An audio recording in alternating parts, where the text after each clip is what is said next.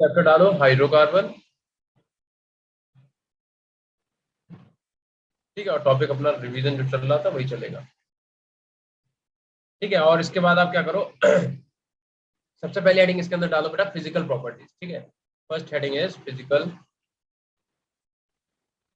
Property. Physical properties कैसी तैयारी चल रही है बेटा आप लोगों की? सर अच्छी चल रही है। देखो यार एक चीज ध्यान रखना अच्छे बेटा। चल रहे। हाँ बहुत अच्छी बात है, ध्यान रखना यार। 720 नंबर के पेपर में से आधा जो है, 720 का आधा कितना हुआ? 360। 360। तो ये तुम्हारी बायो है बेटा यार। तो ध्यान रखो यार, सुबह का अलार्म लगाओ, मॉर्निंग का 4 बजे के आसपास उठो, नहीं तो हद से हद 4 ना उठ पाओ तो 5 बजे उठो, और 5 बजे उठ के बेटा बायो रटना स्टार्ट कर दो।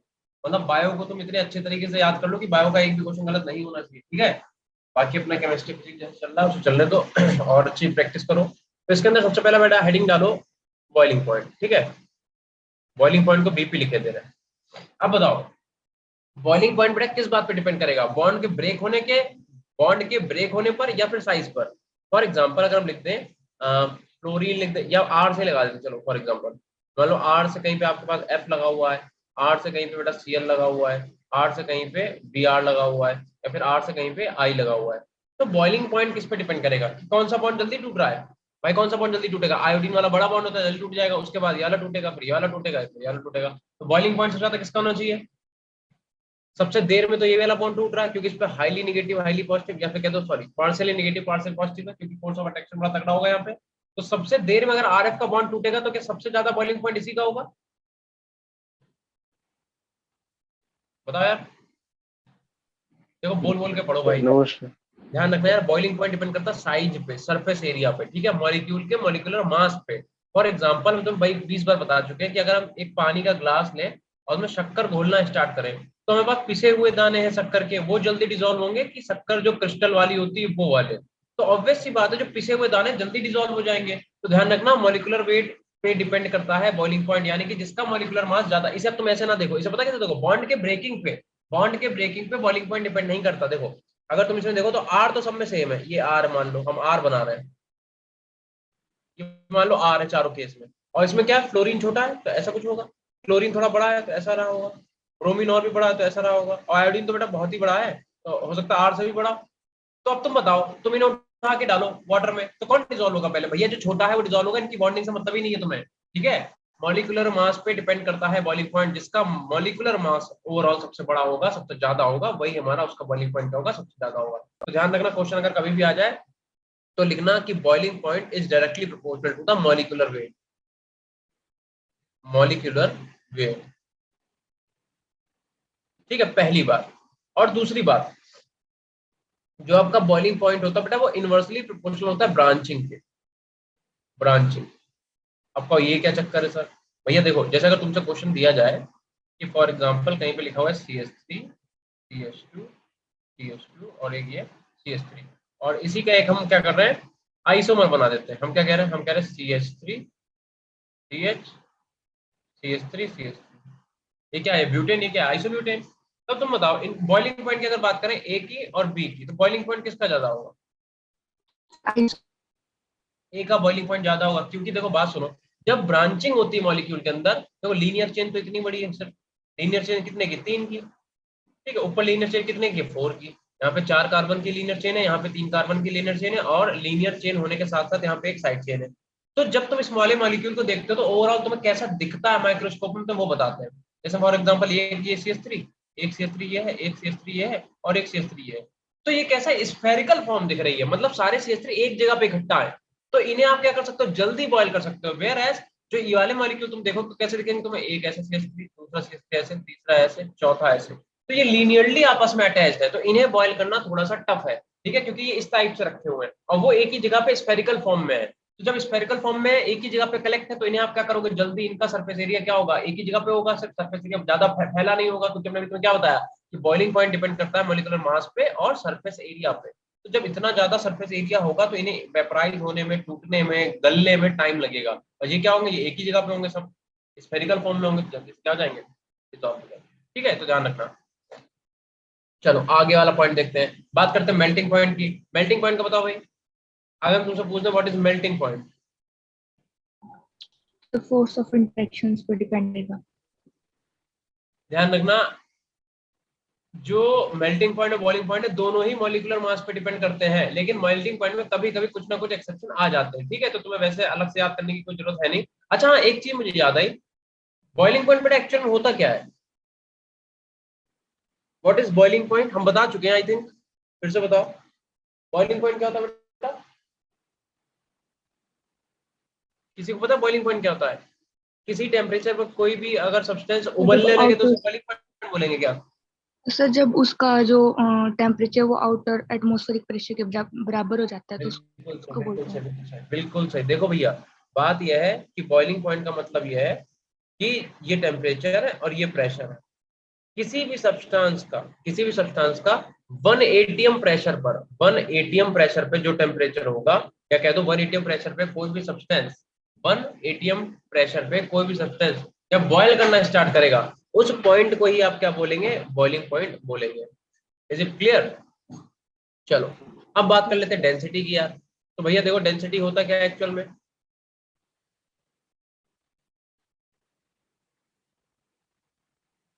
डेंसिटी का मतलब होता है मास अपॉन में वॉल्यूम।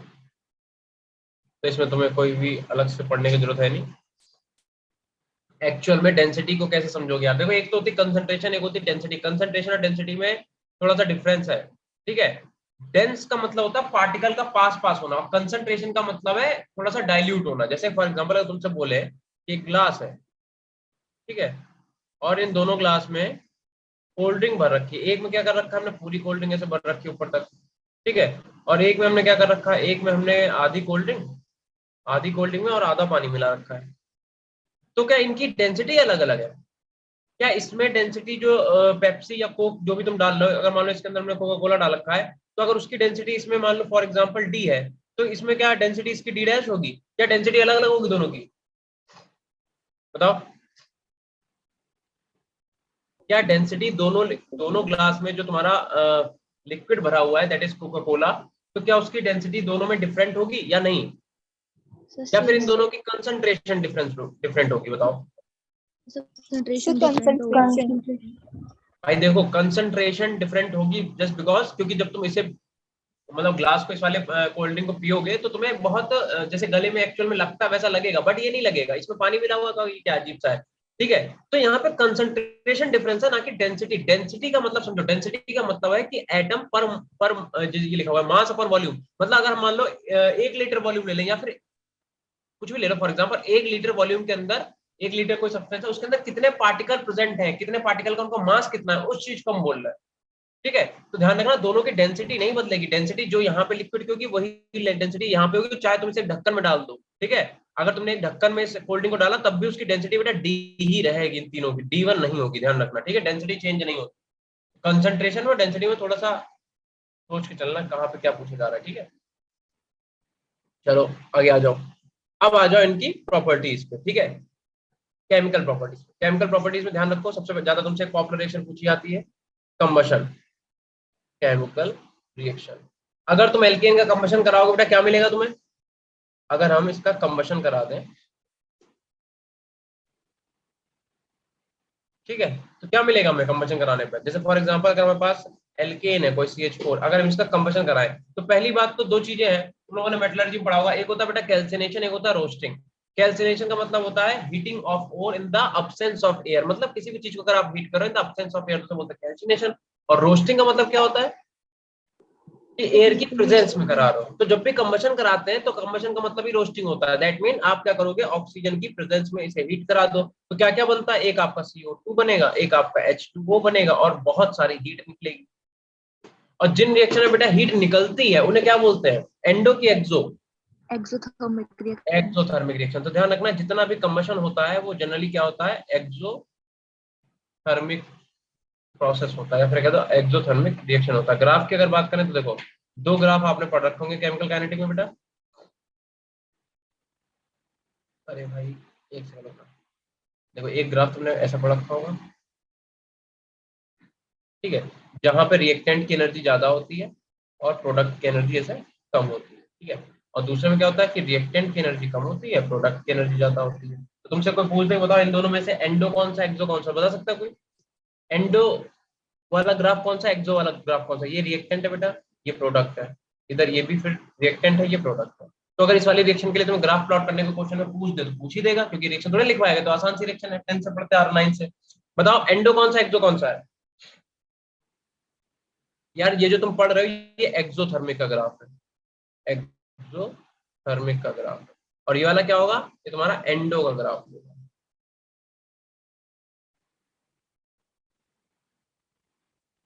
सोच के देखो, रिएक्टेंट की एनर्जी यार ज्यादा है, तभी तो प्रोडक्ट में हीट निकल रही है। मेरी बात सुनो, रिएक्टेंट जो होगा तुम्हारा वो किसी ना किसी एनर्जी के, ये एनर्जी वर्सेस रिएक्शन कोऑर्डिनेट के बीच में ग्राफ है। ठीक है, एनर्जी वर्सेस रिएक्शन कोऑर्डिनेट। ठीक है, मतलब तुम्हारा टेम्परेचर हो सकता है, एक्सप्रेशन कुछ भी हो सकता है, वहां पे प्रेशर टेम्परेचर कुछ भी ले सकते हो। तो देखो मेरी बात सुनो, अगर रिएक्टेंट जो तुमने ले रखा है रिएक्टेंट, उसकी ऑलरेडी कुछ ना कुछ एनर्जी होगी ना, तभी तो बर्न करने पे उससे एनर्जी निकलेगी। अगर तुम कागज जलाओगे तो उससे धुआं क्यों निकलेगा? क्योंकि कागज के अंदर कुछ ना कुछ बेटा एनर्जी होगी। समझ रहे हो? तो ध्यान रखना, जब भी इस टाइप के क्वेश्चन आ जाए तो अगर ग्राफ पूछा जाएगा तो ये वाला ग्राफ बनेगा एक्सोथर्मिक का। ठीक है, एक्सो में क्या होता है, रिएक्टेंट की एनर्जी ज्यादा होती है, प्रोडक्ट की एनर्जी होती है कम। वेयर एंडो में क्या होता है कि रिएक्टेंट की एनर्जी कम, प्रोडक्ट की एनर्जी ज्यादा। ये ग्राफ पढ़ा नहीं है क्या केमिकल काइनेटिक में तुमने? Yes sir. ठीक है, तो ध्यान रखना, फॉर एग्जांपल तुमसे कभी बेटा ये रिएक्शन नहीं पूछेगा कि भैया CH4 की रिएक्शन O2 से करा दो, पहली बात तो बैलेंस नहीं है, यहाँ पे 2 लगा लो, अब सही है ना? दो, और यहाँ पे भी 2 लगाना पड़ेगा, H कितने 4 है, हाँ तो यहाँ पे भी 2 लगा लो, अब बैलेंस है रिएक्शन। ठीक है, हाँ तो तुमसे कभी भी रिएक्शन नहीं पूछेगा कि भैया ये वाला क्या कहते हैं CH4 का जो है ऑक्सीजन से रिएक्शन करा के ये करता है, ऐसा कभी पूछता है? नहीं पूछता है। तुमसे पूछेगा क्या कि ये रिएक्शन तुम्हें दे रखी है, या फिर कह देगा ये A है, इसकी B से रिएक्शन, मान लो ये मॉलिक्यूल CH4 है, इसकी B से रिएक्शन करा रहा है और प्रोडक्ट बन रहा है P। अब तुम प्रोडक्ट बताओ क्या बन रहा है, और दूसरी बात इस प्रोडक्ट के लिए ग्राफ क्या होगा। तो तुम्हें इस टाइप से क्वेश्चन को टैकल करना पड़ेगा। ठीक है, चलो आगे आ जाओ। अब बात करते हैं हेलोजिनेशन की। सेकेंड प्रोसेस क्या है? Second is halogenation.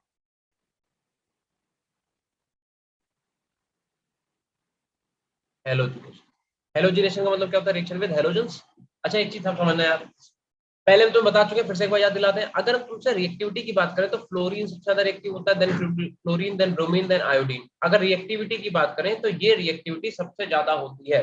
ठीक है, रिएक्टिविटी का ऑर्डर यही तो होता है। लेकिन ध्यान रखना, फ्लोरीन की कभी भी तुमने अगर एल्केन से रिएक्शन कराई तो बहुत ही वायलेंट होती है, पढ़ रखा होगा तुम लोगों ने।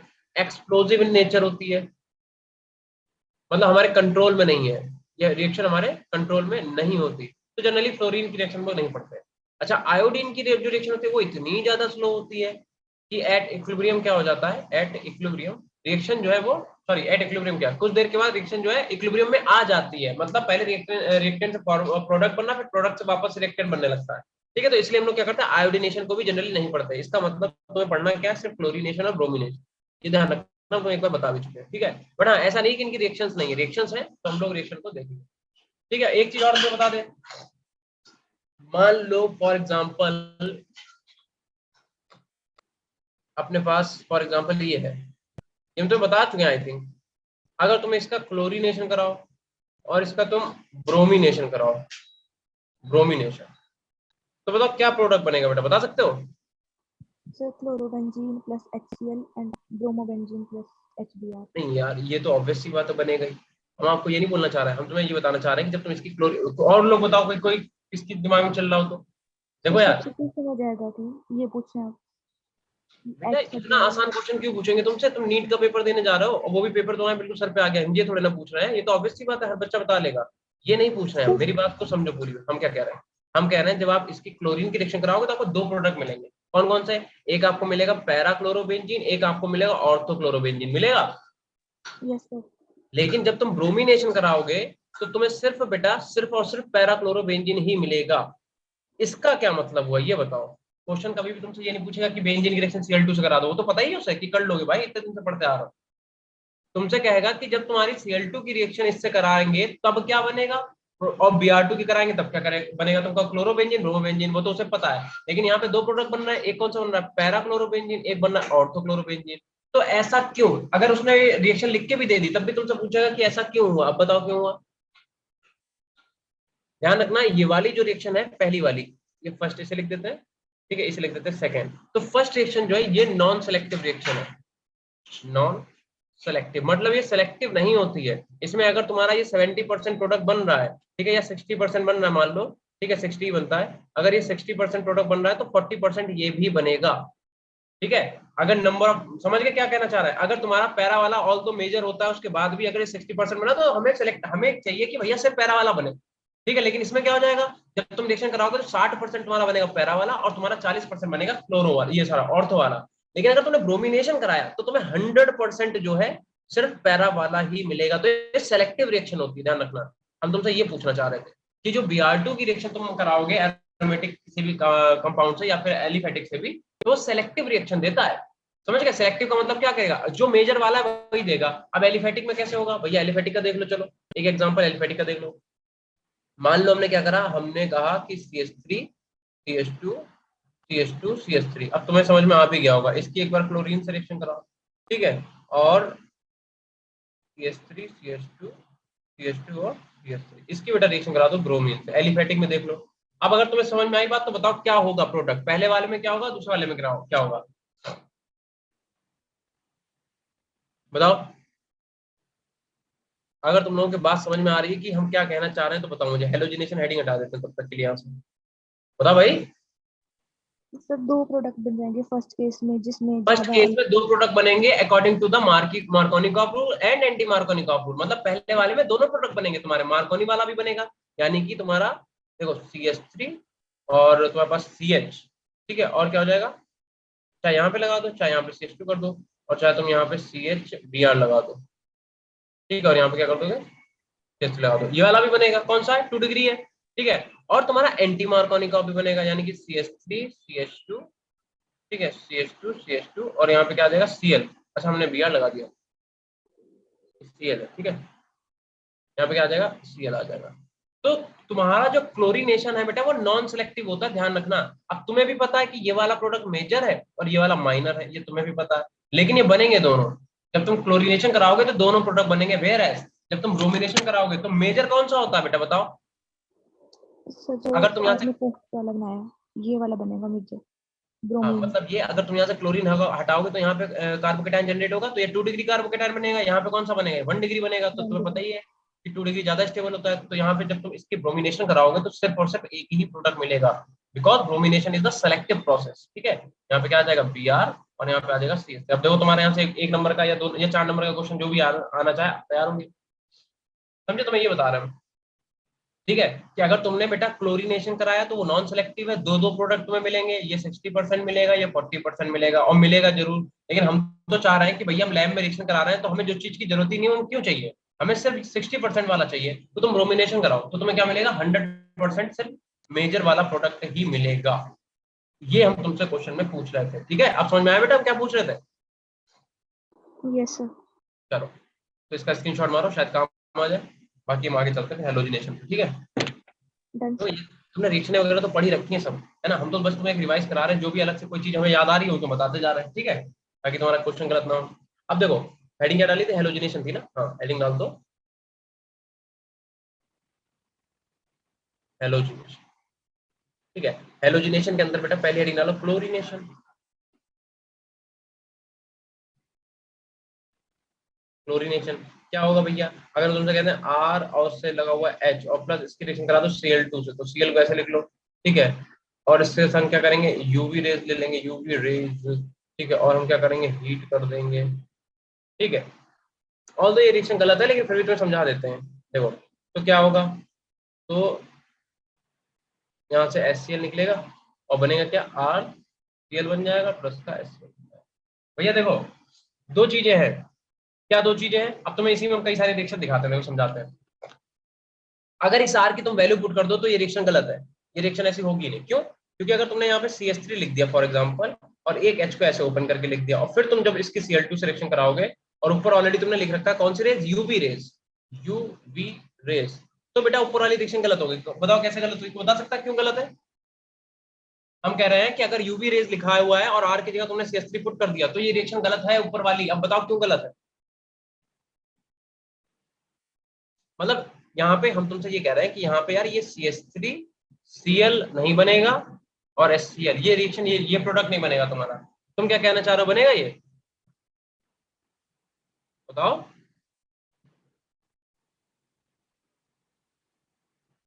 महक, निशांत, जसमप्रीत बोलो बेटा भाई। रोहित, प्रशांत बोलना। खाली बैठे हो सुबह सुबह। सुमन, पलक, तन्वी। अरे यार तन्वी आ गई कैसे इतने दिनों बाद?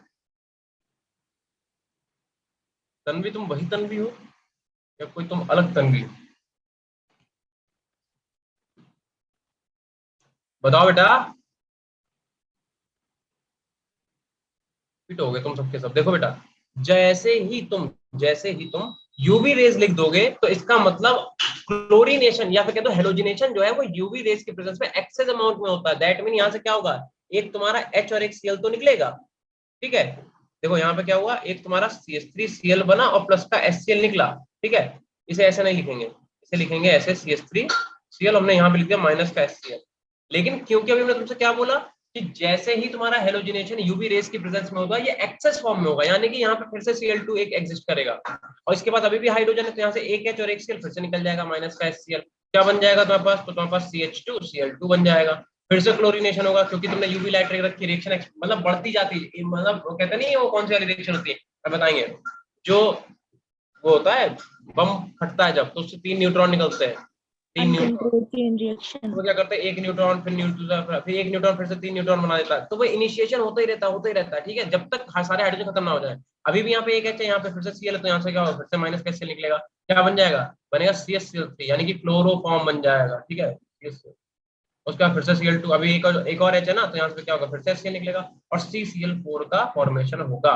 तो ध्यान रखना बेटा, अगर तुमने CH3Cl की रिएक्शन Cl2 से कराई in the presence of UV rays, तो प्रोडक्ट कभी भी ये एल्किल हैलाइड नहीं बनेगा, बट वो प्रोडक्ट नहीं होगा, वो तो इंटरमीडिएट है, बीच में बन रहा है। ठीक है, फाइनल प्रोडक्ट तुम्हारा ये बनेगा, कार्बन टेट्रा क्लोराइड बनेगा।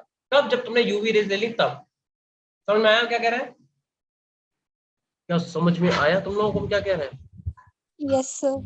अब देखो, अब एक चीज और समझो। अगर हम तुमसे बोल दें कि CH4 की रिएक्शन आप करा रहे हो Cl2 से, सुनते रहना, और इस बार हम क्या करें, Cl2 को ले रहे हैं एक्सेस फॉर्म में। दूसरा, तुम CH4 की रिएक्शन करा रहे हो Cl2 से और हम CH4 को ले रहे हैं एक्सेस फॉर्म में, क्या बनेगा प्रोडक्ट दोनों बार में? अब तो बता दो। सर फर्स्ट केस में कार्बन टेट्राक्लोराइड। फर्स्ट वाले केस में बन जाएगा कार्बन टेट्रा क्लोराइड और प्लस पे बहुत सारे HCl निकलेंगे। ठीक है, पता ही होगा तुम्हें। तो फिलहाल तो प्रोडक्ट सिर्फ कार्बन टेट्रा क्लोराइड लिख लो, यहाँ पे कई सारे HCl निकलेंगे। इसमें क्या बनेगा? Sir CH3Cl। बिल्कुल सही, इसमें तुम्हारा CH3Cl बनेगा। समझे? अब यही तुम्हें समझाना चाह रहे इतनी देर से कि अगर ये वाला फॉर्मेट तुम यूज करते हो, अगर तुमने यहाँ पे यूवी रेज लिख दिया, यूवी रेज, तो बेटा वो एक्सप्लोसिव मतलब बहुत ज्यादा अमाउंट में होगी, रिएक्शन एक्सेस फॉर्म में होगी, है ना। Cl2 as a access work करेगा। अगर तुमने यहाँ पे यूवी लिख दिया तो तुम्हारा कभी भी CH4 की रिएक्शन Cl2 से कराओगे तो कार्बन टेट्रा क्लोराइड ही बनेगा।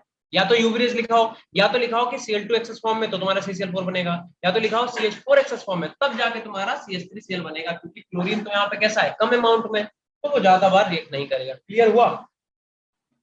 Yes sir. यही समझा रहे थे बस इतनी देर से। Done sir. हो गया ना? ये तो कराई थी मैंने। चलो ठीक है, अगर इतना हो गया तो आगे आ जाओ। अब हेडिंग डालो इसकी, क्लोरीनेशन की, जो भी हम लोगों ने पढ़ा है इतनी देर में। हेडिंग डालो mechanism of chlorination, mechanism of chlorination. Sir ये आपने क्लोरीनेशन के मैकेनिज्म तो पता ही है, मतलब तुम फ्री रेडिकल मैकेनिज्म पढ़ रहे हो, 3 स्टेप में हो जाएगी। पहली स्टेप क्या होती है बताना, स्टेप नंबर फर्स्ट क्या होता है? Chain initiation. चेन सर ये आपने इनिशिएशन, करवा दिया है। ये हमने करवा दिया है। Yes sir. 1 मिनट रुकना बेटा।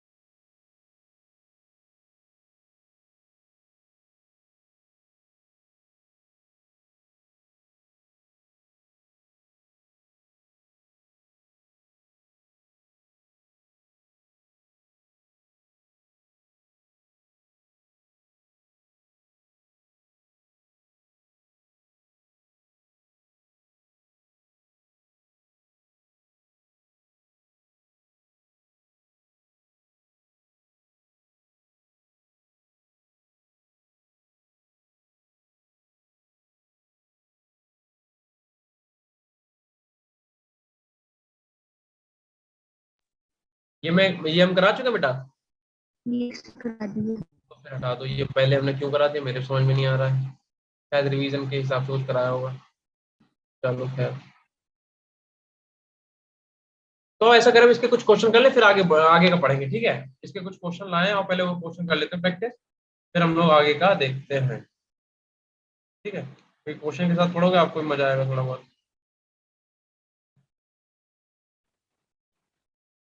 ये क्वेश्चन हम करा चुके हैं आई थिंक। चलो एक क्वेश्चन करके दिखाओ, देखिए तुम लोगों ने कितना पढ़ा है अभी तक। क्वेश्चन तुम्हें क्या दे रहा है, 2020 में पूछा गया ये क्वेश्चन तुम्हारे पेपर में, ठीक है।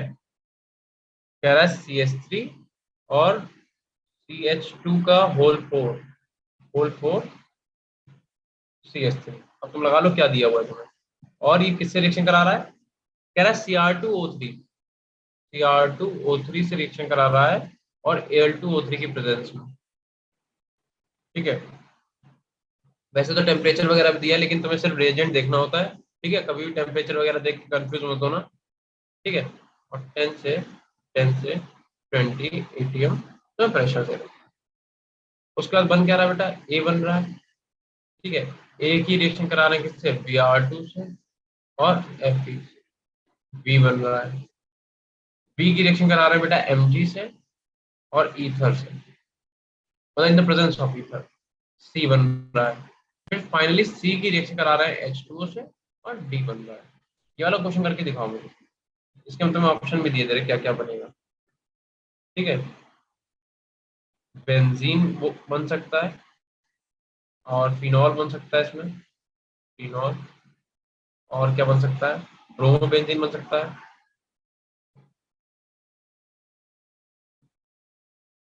और इसमें बन सकता है बेंजोइक एसिड, बेंजोइक, ठीक है। ये 4 ऑप्शन है, इसे ट्राई करो एक बार सब लोग, कॉपी पेन निकालो, नहीं तो इसकी पूरी मैकेनिज्म समझाएंगे, ठीक है। इसे एक बार ट्राई करो, और हम अभी आ रहे हैं, बस 1 मिनट में पानी पी के आते हैं, तो ट्राई करो इसे।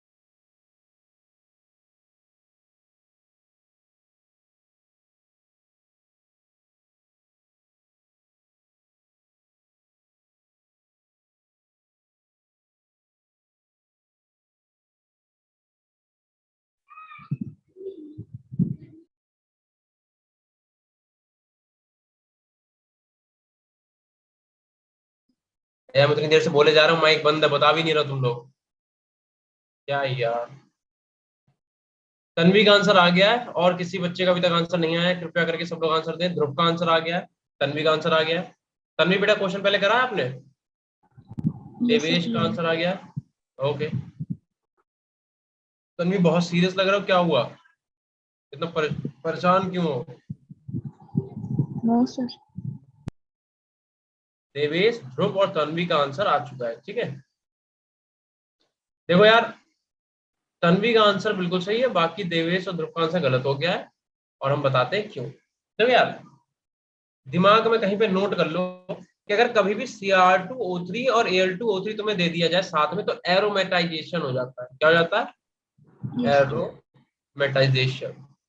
ठीक है, रट लो। अगर कभी भी क्रोमियम ऑक्साइड और एल्यूमिनियम ऑक्साइड तुम्हें साथ में दिया हुआ है, ठीक है, तो तुम्हें हमेशा एरोमेटाइजेशन करना है। अब क्योंकि यहाँ पे कार्बन कितने, 4 और 2 6, तो ऑब्वियस सी बात है एरोमेटाइजेशन करोगे तो ए क्या बनेगा तुम्हारा? बेंजीन, क्योंकि 6 कार्बन का एरोमेटाइजेशन करोगे तो बेंजीन ही तो बनेगा, ऑब्वियस सी बात है, बेंजीन बन गया। अब देखो, अगर तुम Br2 की रिएक्शन करा देते हो बेंजीन से, बेंजीन की रिएक्शन तुम किससे करा रहे हो? Br2 से, in the presence of Fe, in the presence of Fe, तो क्या होगा? ब्रोमोबेंजीन बन जाएगा। कोई दिक्कत? कोई दिक्कत नहीं, ब्रोमोबेंजीन बनेगा।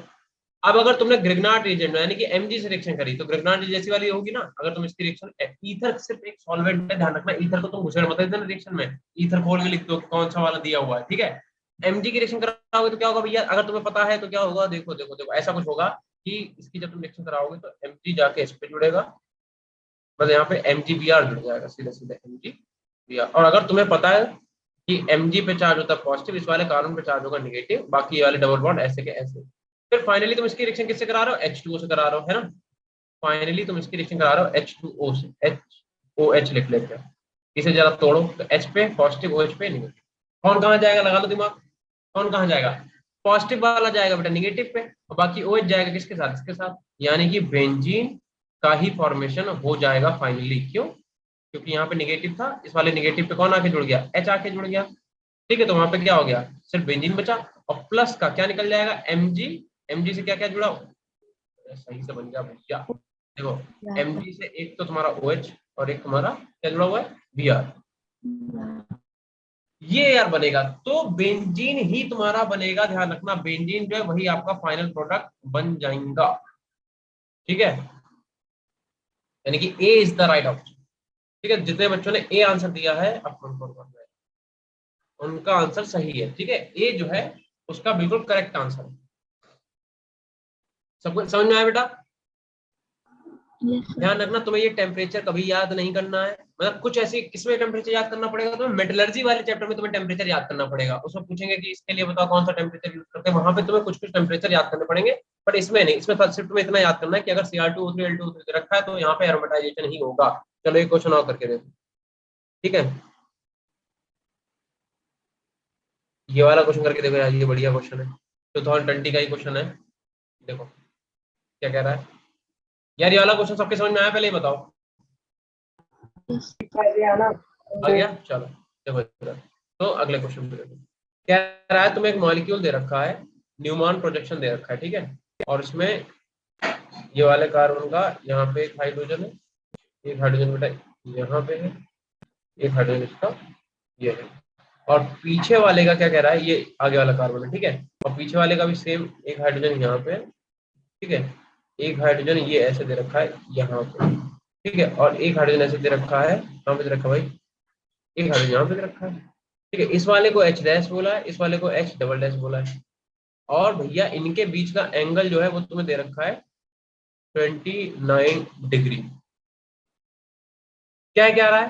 कह रहा H dash C C H double dash के बीच का डायहेड्रल एंगल क्या होगा? तुमसे कह रहा है HCH मतलब H dash C double H double dash के बीच का डायहेड्रल एंगल क्या होगा? पूरा क्वेश्चन लिख देते हैं चलो यार। कह रहा है इन द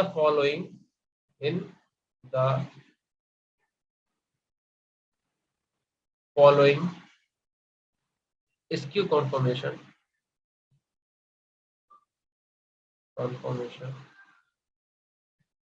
ऑफ इथेन, कह रहा है H dash CH double dash. इसमें थोड़ी सी मैथ यूज करनी है, ठीक है। कह रहा है ये डबल डैश, इनके बीच का डाइहेड्रल एंगल बताओ, डाइहेड्रल एंगल इज क्या होगा ये बताना है। बताओ बेटा।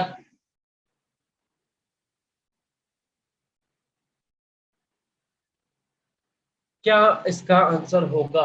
बता जल्दी से।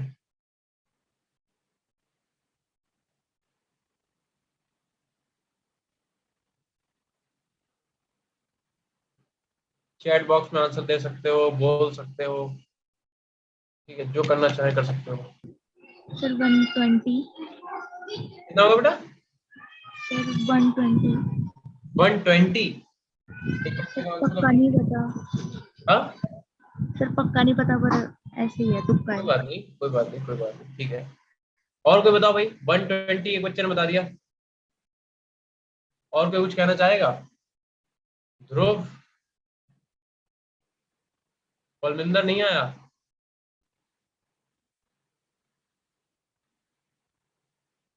और कोई बता दो बेटा, कितने लोग बैठे हुए हो? देखो, ये वाला एंगल जरा चेक करो कितना है। ये वाला एंगल है 120, कितना है ये? 24। 120।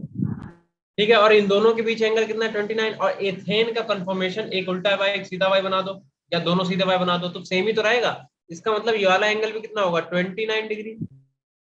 ठीक है, तो तुमसे क्या कह रहा है, किसके बीच का एंगल पूछा है? कह रहा है एच डैश, पीछे वाला कार्बन, आगे वाला कार्बन, और इस वाले डबल डैश के। तो यानी कि तुम्हें करना क्या है, 120 वाले में ये 29 ऐड कर दो। तुम्हें क्या करना है, तुम्हें सिर्फ 120 में 29 ऐड करना है। कितना हो जाएगा बेटा?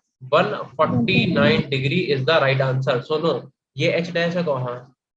किससे जुड़ा? इस वाले कार्बन से। ठीक है, ये एच डैश है कहाँ? किससे जुड़ा हुआ है? पीछे वाले कार्बन से। इसी की तो बात कर रहा है, मतलब ये वाले पूरे का तुम्हें एंगल बताना, इतने वाले का। तो इनके बीच का ये वाला एंगल कितना है ऑलरेडी? 120, और इतने वाले को बस ऐड कर दो 29 को, खत्म बात। ठीक। तो ये थोड़ा ट्रिकी टाइप का क्वेश्चन था, कर लेना इसे। 120 149 degree is the right answer. ठीक है, चलो। कभी कभी इस टाइप के क्वेश्चन तो पूछे जाएंगे। ये क्वेश्चन तो करा भी चुके हैं, आई थिंक, पता नहीं तुम्हें कराया है कि जेई वालों को कराया है।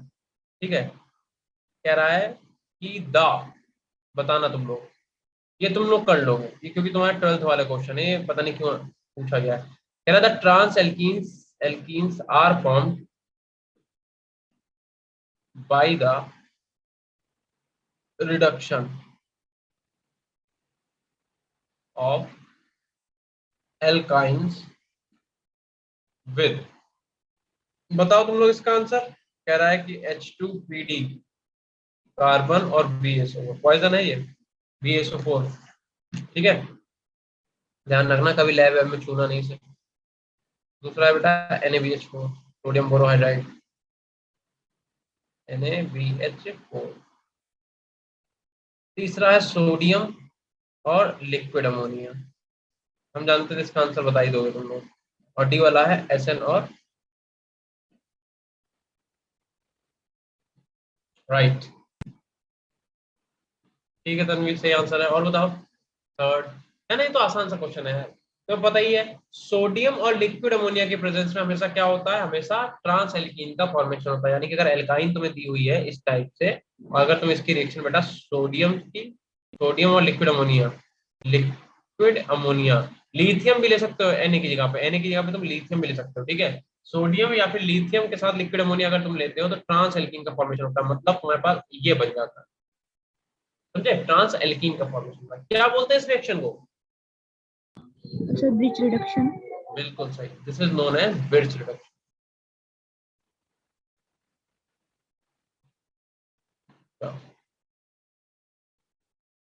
चलो एक क्वेश्चन और तुम्हें देते हैं, ये बढ़िया क्वेश्चन है, बहुत ही बढ़िया क्वेश्चन है, थोड़ा ट्रिक, मतलब थोड़ा दिमाग लगाने वाला क्वेश्चन है।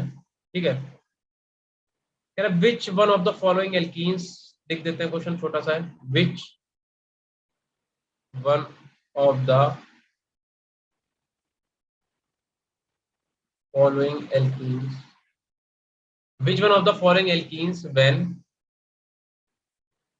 treated when treated with HCl yields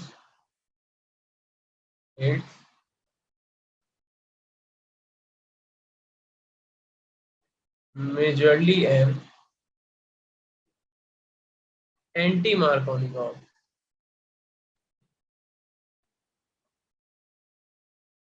product. तुम्हें बताना है। ठीक है, कई सारे ऑप्शन दे रखे हैं, जिसमें से पहला तुम्हें दिया हुआ है CH3O, CH double bond CH। B वाले को देखो, कह रहा है NH2 और CH double bond CH। C वाला देखो, कह रहा है CF3 CH double bond CH2 sorry. और D1 कौन सा कह रहा है, Cl CH डबल बॉन्ड। चलो इस क्वेश्चन को करके दिखाओ भाई।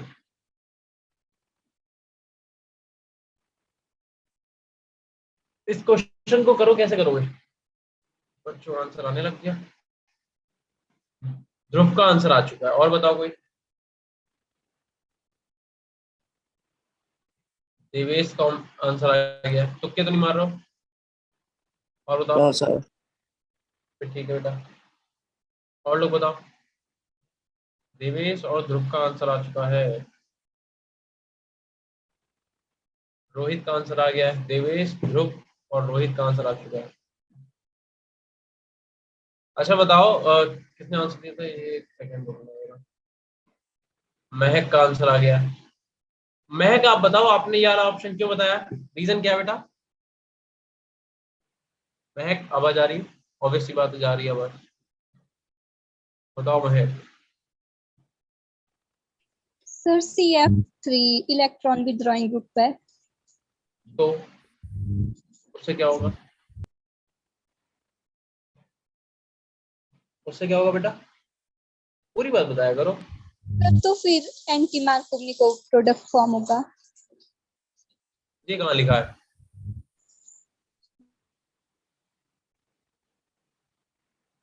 देखो बात पता क्या है, तुम लोगों को पता है चीज, ऐसा नहीं कि तुम्हें नहीं पता है, पर तुम उसके डेप्थ में नहीं जाते हो कभी भी। बात तुम्हारी सही है बेटा, सी आंसर ही होगा इसका। रीजन देखो, जब तुम यहाँ पे 3F लगाओगे, ठीक है, कार्बन के साथ तुमने 3F लगा रखे हैं, ठीक है, सुनते रहना। और आपने क्या कर रखा है, इससे आपने CH डबल बॉन्ड CH2। पहली बात तो समझो, एंटी मार्कोनिकॉफ का मतलब क्या हुआ, जो लेस स्टेबल कंपाउंड है वो बनेगा। मतलब Cl यहाँ पे आना चाहिए, इस वाले कार्बन पे Cl आना चाहिए, इस वाले कार्बन पे H आना चाहिए, यही तो होना चाहिए था। चलो अब जरा एक चीज समझो, जब तुम इसकी रिएक्शन कराओगे, किससे, HCl से करा रहे हो ना, जब तुम इसकी रिएक्शन HCl से कराओगे, क्योंकि यहाँ पे 3F लगे हैं, तो कौन सा इफेक्ट शो करेंगे, माइनस आई। ये भी माइनस आई देगा, ये भी माइनस आई देगा। माइनस आई क्या करेगा, अपने अपनी तरफ खींचेगा इलेक्ट्रॉन को। जब अपने अपनी तरफ इलेक्ट्रॉन को खींचेगा तो पाई बॉन्ड कहाँ जाएगा, इसके ऊपर जाएगा। ठीक है, तो प्रोडक्ट क्या बनेगा तुम्हारे पास, तो प्रोडक्ट बनेगा तुम्हारे पास C, उससे 3F ऐसे जुड़े हुए हैं, ठीक है।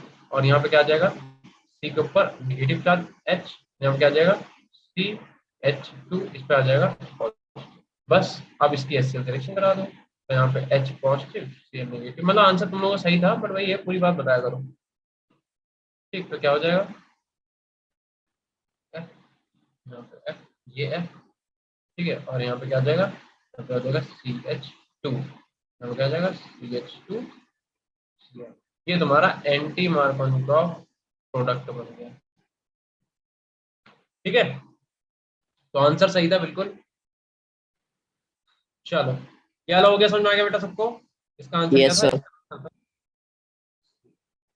ठीक है, ध्यान रखना, क्योंकि तुम्हारे पास यहाँ पे माइनस आई वाले 3 लगे हुए हैं, तो क्या करना, इलेक्ट्रॉन को विड्रॉइंग है, ऑब्वियसली बात, लड़की ने सही बताया था महक ने, इलेक्ट्रॉन को भी तक खींचेंगे, तो ये इस वाले पे आ जाएगा। अब ऑलरेडी इस पे निगेटिव जब जनरेट हुआ है, तो अगर तुम H पॉजिटिव Cl नेगेटिव को करोगे, तो पॉजिटिव वाला नेगेटिव पे ही तो जाएगा।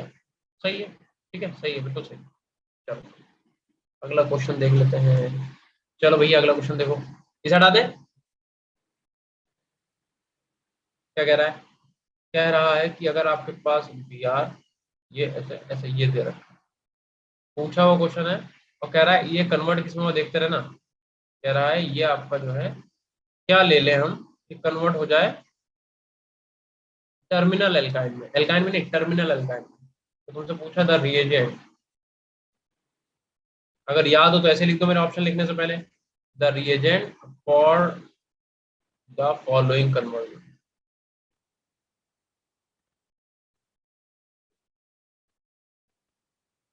ठीक है, ये तुमसे क्वेश्चन में बेटा पूछा गया। अगर बात करें तो ए क्या है, कह रहा है एल्कोहलिक, एल्कोहलिक KOH। अब तुम्हें अगर इनकी वर्किंग पता है तभी तुम ये क्वेश्चन कर पाओगे। दूसरा कह रहा है कि alcoholic KOH followed by NaNH2 sodamide, ठीक है। ठीक है, कह रहा है aqueous KOH followed by NaNH2। D तुमसे क्या कह रहा है, Zn और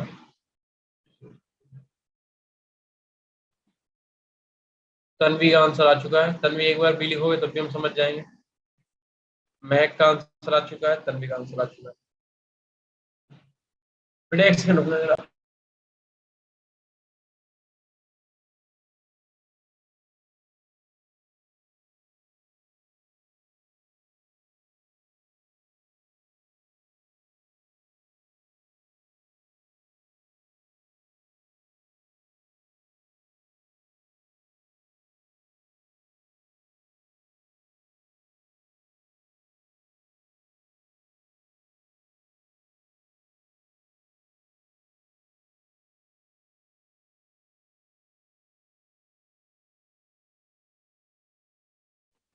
एक सेकंड रुकना बेटा।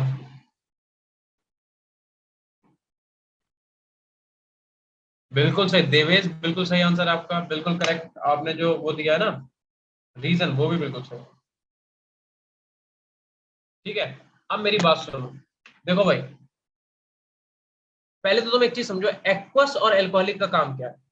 ध्यान रखो, जब भी तुम एक्वस केओएच या एक्वस एनओएच की बात करते हो तो कौन सी रिएक्शन होती है, सब्स्टिट्यूशन।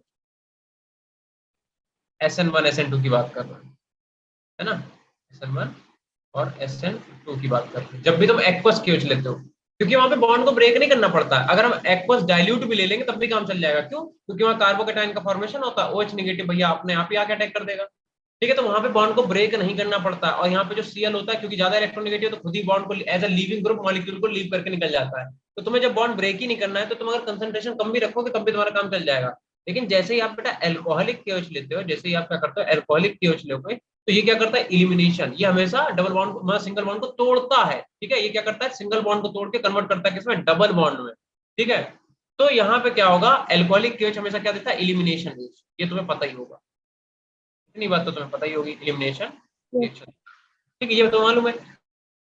अब देखो एक चीज समझो बेटा, ऑब्वियस सी बात है, अगर तुमने Br, ठीक है, और तुमने ये Br, इसकी रिएक्शन अगर तुमने एल्कोहलिक केओएच से कराई, एल्कोहलिक केओएच से, तो तुम्हें क्या एल्कीन मिल जाएगा, है ना। तुम्हें क्या मिल जाएगा, यहाँ पे एक एल्कीन का फॉर्मेशन हो जाएगा, है ना। और तुम्हारा एक HBr मॉलिक्यूल जो है वो निकल जाएगा। ठीक है, यहाँ पे एक HBr निकल जाएगा। लेकिन एल्कीन थोड़ा ना बनाना है, हमें तो एल्काइन बनाना है। तो इसका मतलब इसके आगे फिर से क्या करनी पड़ेगी, रिएक्शन करनी पड़ेगी। अब एल्कोहलिक क्यूएच एक ही बॉन्ड को तो हटा सकता है, मतलब एक ही एल्कीन का ही तो फॉर्मेशन करेगा, एल्काइन थोड़ा ना बना देगा। तो इसका मतलब तुम्हें आगे इसमें फिर आगे कोई एक और ऐसा रिएजेंट चाहिए जो क्या करे, एल्काइन में से कन्वर्ट करे, मतलब इस वाले Br को भी हटाए। एल्कोहलिक क्यूएच क्या करता है, एलिमिनेशन रिएक्शन, यानी कि क्या करता है, एल्कीन का फॉर्मेशन करता है। तो भैया एल्कोहलिक क्यूएच ने एल्कीन का फॉर्मेशन कर दिया। अब बताओ आगे। तो अब ऑब्वियस सी बात है, जब तुम इसकी रिएक्शन सोडामाइड से कराओगे, NaNH2 से, NaNH2 से, तब जाके फाइनली क्या हो जाएगा बेटा, ये एल्काइन में कन्वर्ट हो जाएगा। और यहाँ पे तुम्हारे पास 2 HS है, टर्मिनल एल्काइन बना दे, ये वाली नहीं, ठीक है, गलत बना दे, ये वाली, ठीक है, हालांकि वो भी टर्मिनल ही थी। एल्काइन का फॉर्मेशन हो जाएगा, ये इसका यार सही मतलब मैकेनिज्म है। ठीक है, पहले एल्कोहलिक केज से कराओगे, एल्कोहलिक केज का काम क्या है, लिखा हुआ है एलिमिनेशन रिएक्शन, मतलब एल्कीन का फॉर्मेशन करेगा। तो एल्कोहलिक केज एल्कीन तो बना देगा, लेकिन उसका एक और Br तो रह जाएगा ना, उसे हटाने के लिए क्या करेंगे, NaNH2 का यूज करेंगे, खत्म बात। ठीक है, तो एक बच्चे ने आंसर दिया था बी। अच्छा, बी तो सबने दिया है, महक ने ए दिया। महक समझ में आ गया बेटा आपको, आपका आंसर सही है एल्कोहलिक केज, लेकिन एल्कोहलिक केज एक ही स्टेप करेगा, मतलब एल्कोहलिक केज यहाँ तक रिएक्शन पहुंचा देगा तुम्हारी, ये आपका फर्स्ट स्टेप, फर्स्ट स्टेप। इसके आगे तुम्हें क्या करना है, इस वाले Br को भी हटाना है, उसके लिए तुम्हें क्या करना पड़ेगा, सेकंड स्टेप, उसके लिए तुम्हें NaNH2 का यूज करना पड़ेगा। ठीक है, तो बिल्कुल सही है, जिन बच्चों ने बी आंसर दिया उनका करेक्ट क्वेश्चन होगा लेता है। ये तो करवा चुके शायद क्वेश्चन, चलो फिर से एक बार देख लेते हैं, एक क्वेश्चन और देखो। यार हम क्वेश्चन रीड करेंगे सर, क्योंकि बहुत बड़ा क्वेश्चन, इतना बड़ा नहीं लिख पाएंगे। कह रहा है CH triple bond, CH, B कह रहा है कि CH2 डबल बॉन्ड, CH2, सी कह रहा है कि CH3 single bond,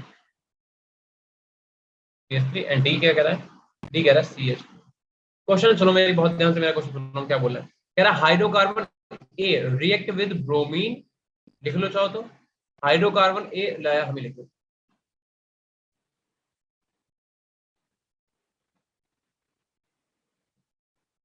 hydrocarbon A react with bromine by substitution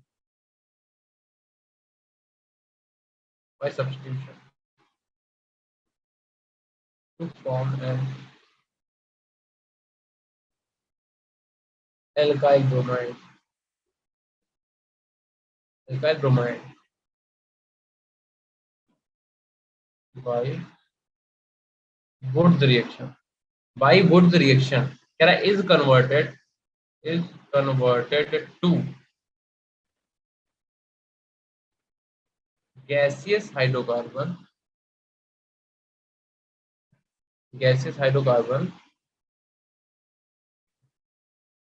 containing less than 4 carbon atom. कह रहा है A is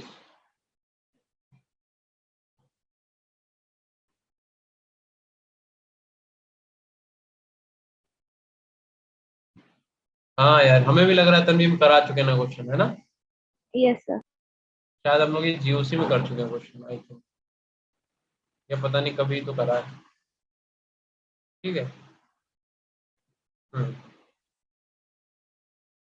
बाकी लोग बताओ बेटा, करा हुआ क्वेश्चन आ गया ये, लेकिन ये पूछा बहुत बार गया। ठीक है, और देखें, और जेई वाले हैं यार क्वेश्चन मेरे पास। अच्छा ध्यान रखना, अगर जैसे तुम नीट के क्वेश्चन लगा पाएगा तो तुम नीट के प्रैक्टिस करो, एररलेस वगैरह जो भी बुक्स वगैरह तुम्हारे पास है। मान लो कि क्वेश्चन तुम्हारे पास खत्म हो जाते, तुम जेई मेंस के भी लगा सकते हो, क्योंकि मेंस वाले क्वेश्चन आते हैं। ठीक है, बिल्कुल सही देवेश, बिल्कुल सही है। ठीक है, देखो यार सिंपल सी बात है, hydrocarbon A react with bromine. देखो अगर ए की तुम किसकी रिएक्शन, CH4 की रिएक्शन करा दो इससे, ब्रोमीन वाटर। ठीक है, तो फॉर्म है एल्किल ब्रोमाइड बनेगा।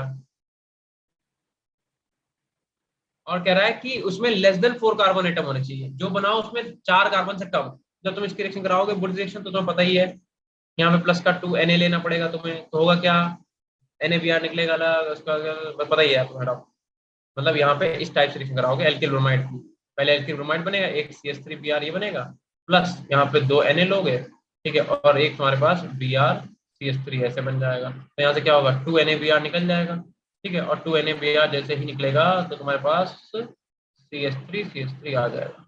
मतलब यार ये होता है कि जो भी तुम मॉलिक्यूल उठा रहे हो CH को, जैसे 1 कार्बन वाला है तो 2 कार्बन की चेन बनेगी, यहाँ पे ऑलरेडी 2 है तो 4 बन जाएगा, यहाँ पे भी 2 है, यहाँ तो होना ही नहीं है। देखो यार यहाँ पे तो होना ही नहीं है भैया, यहाँ पे तुम्हारे पास क्या बनेगा, इथेन बनेगा, यही अपना पास आंसर है। ठीक है, दिस इज राइट आंसर। यहाँ क्या बनेगा, ब्यूटेन बनेगा, CH3 CH2 CH2 और CH3। इसकी रिएक्शन कराओगे तो एक बार उठेगा, यहाँ पे क्या निकलेगा, एक Br लग जाएगा। ठीक है, एक Br लग जाएगा।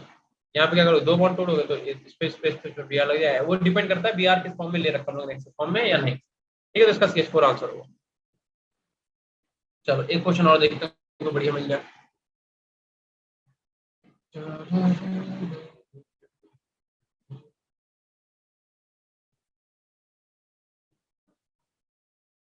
और बताओ बेटा,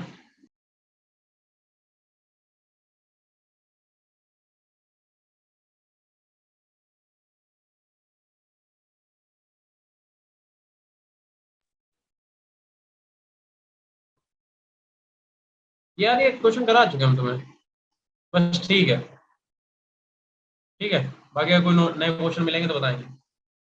अब बताओ पहले तो तुम लोग, अरे आ जाओ भाई। हाँ बताओ, बायो तैयार हो गई सबकी, क्यों भाई? Yes sir. Yes, sir. याद कर लिया सब, बिल्कुल एकदम पॉइंट टू पॉइंट क्वेश्चन लगा रहा हो बायो के। हमने तुम लोगों को एक दिन बोला था, हमने कहा था बेटा प्ले स्टोर पे जाना और वहां पे एक अभ्यास करके, अभ्यास की NTA की ऐप होगी, बताया था तुम लोगों को, नहीं बताया था मैंने? Yes sir.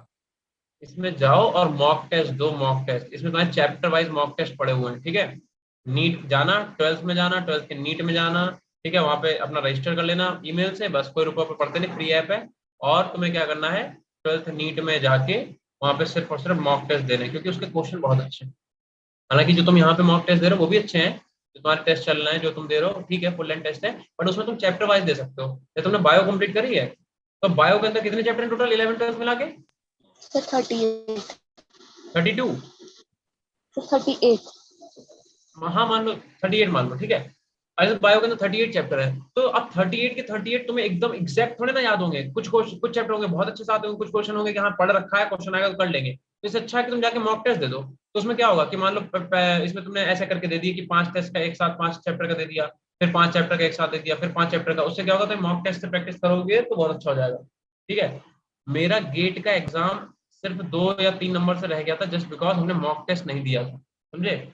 जब लास्ट टाइम बचा था तो हम पता क्या कर रहे थे, हम और पढ़े जा रहे थे, क्योंकि वो एक होता ना यार कि लाओ ये भी पढ़ लो, वो भी पढ़ लो, ये भी कर ले, वो भी कर ले। उस चक्कर में जो है हमने सोचा कि यार चलो मॉक टेस्ट तो क्वेश्चन तो प्रीवियस लगा ही रहे हैं, हमें ये था कि पीवाईक्यू तुम लगा ही रहे हैं, तो अब अलग से मतलब टेस्ट करने क्या मतलब। लेकिन यार उससे तुम्हें टाइमिंग का एक बेटा अंदाजा लगता है कि इतनी देर में तुम्हें इतने क्वेश्चन करने हैं। क्योंकि पता क्या था, जब पेपर देखता तुम्हें होता है यार ये भी आता है, वो भी आता है, वो भी आता है। कभी कभी लोग अननेसेसरली क्या करते हैं कि टाइम जिस क्वेश्चन पे कम देना चाहिए फालतू उसमें ज्यादा टाइम दिया जा रहा है। तो ये इन सब चीजों से बचने के लिए मॉक टेस्ट जरूर दो, जरूर।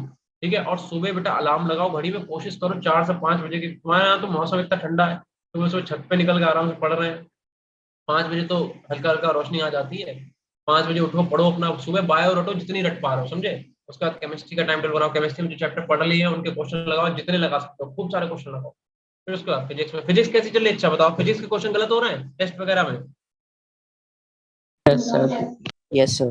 फिजिक्स में दिक्कत आ रही होगी ना। तो तुम फिजिक्स में पता क्या कर सकते हो, फिजिक्स में तुम ये कर सकते हो कि तुम्हारे जो वेटेज वाले चैप्टर हैं, ठीक है, जो हाईली वेटेज वाले चैप्टर हैं, उसके लिए सर से बोल दो, तुम्हारे जो भी कोऑर्डिनेटर हैं उनसे बोलो, आलम सर या नितिन सर जो भी हैं, उनसे कहो कि वेटेज वाले चैप्टर जो हैं, अभी हालांकि टाइम बचा नहीं है, बट जितने 1 2 हो जाए, अगर तुम खुद से कर सकते हो तो बहुत अच्छी बात है। जैसे मान लो तुम्हारे पास उनके नोट्स है, प्रॉपर सब कुछ है तुम्हारे पास, तुम्हें खाली डिवीजन डिवीजन करना है। तुम क्या करो, जो वेटेज वाले चैप्टर उन्हें उठा के सिर्फ पढ़ो। अभी तुम सारे चैप्टर पे मत जाओ कि लो फिजिक्स का ये भी पढ़ ले, फिजिक्स का वो भी पढ़ ले, लो बेस वाला चैप्टर, बेस इस गया बाहर चले। अब ये टाइम बेस का नहीं है, ये टाइम है कि तुम्हारे पास जो तुम्हें लग रहा है कि इसकी वेटेज ज्यादा है, इसके इससे क्वेश्चन आना ही आना है। मतलब तुम्हें इतना तो पता ही होगा, नहीं तो यूट्यूब वगैरह बेटा आप देख भी सकते हो, नहीं तो अपने फिजिक्स वाले टीचर से आप पूछ सकते हो कि सर वेटेज बता दी कौन कौन चैप्टर। और नहीं तो यार किसी से पूछने की जरूरत ही नहीं है, तुम्हारे पास मोबाइल है, मोबाइल में आजकल सब कुछ है, उसमें वेटेज निकाल लो फिजिक्स वाले। वैसे तो सबकी निकाल लो, लेकिन एक जैसे बात बता रहे हैं। और वेटेज वाले चैप्टर को रटना चालू करो, उनके क्वेश्चन डेरिवेशन बार बार लगा के देखो। और तुम सोच लो, तुम लोग एक गलती करते हो, तुम लोग डेरिवेशन नहीं करते होगे, हमें मालूम है। तुम लोग डेरिवेशन की प्रैक्टिस नहीं करते होगे, सीधे फॉर्मूले फॉर्मूले याद करोगे, क्वेश्चन लगेंगे ही नहीं। क्योंकि क्वेश्चन कभी ऐसे थोड़ा आता कि सीधा फॉर्मूला लिखा हुआ है, कोई भी x = g/2 करके लिखा हुआ है, वहां से क्वेश्चन दे देगा। डेरिवेशन का कोई बीच का कोई एक लाइन उठा के वहां से क्वेश्चन आ जाएगा। तो ध्यान रखो, डेरिवेशन की प्रैक्टिस करो, खूब सारे डेरिवेशन प्रैक्टिस करो। जैसे तुमने इलेक्ट्रिसिटी पढ़ा फॉर एग्जांपल, या कोई भी मान लो रे ऑप्टिक्स पढ़ा, वेव ऑप्टिक्स पढ़ा, उसके क्वेश्चन खूब सारे प्रैक्टिस करो, जितनी प्रैक्टिस कर सकते हो डेरिवेशन। और डेरिवेशन के बाद क्या करो, क्वेश्चन लगाओ, चैप्टर वाइज जरूर लगाओ, और चैप्टर वाइज के बाद पीवाईक्यू जरूर लगाओ। क्योंकि तुम सबसे ज्यादा गलती किसमें करोगे, सबसे ज्यादा गलती करोगे फिजिक्स में, उसके बाद सबसे ज्यादा गलती करोगे केमिस्ट्री में, और सबसे कम गलती होगी बायो में। और ये तुम्हारा एक प्लस पॉइंट भी है, बायो में जो बच्चा गलती करेगा तो उसका पेपर भी नहीं क्वालिफाई होगा, तो ये भी बता दे रहा है।